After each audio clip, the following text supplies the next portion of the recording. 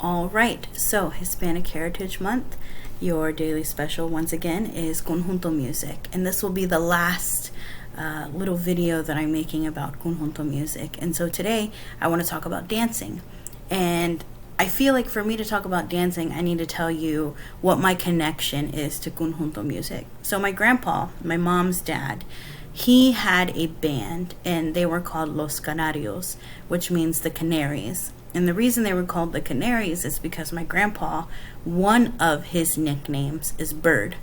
And my grandpa played the bajo sexto, his cousin played the accordion, one of my uncles played the bass, and other uncles played the drums.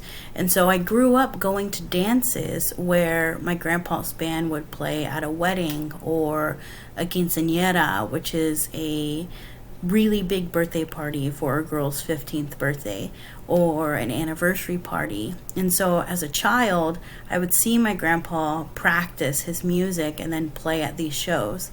And so I learned how to dance because I loved the music.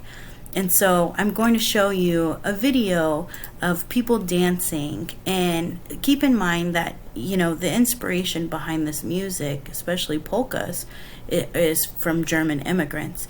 And so everyone has their own style of dancing, but you'll see everyone dancing in a circle or an oval, and you'll see everyone's different style of dancing, which is pretty fun. I like to watch people dance, so I hope you do too.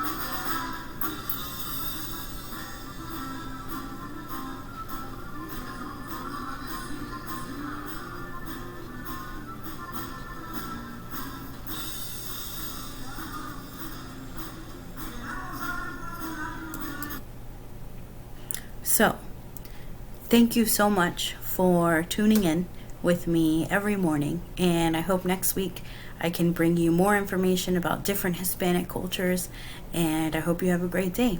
Viva mi gente!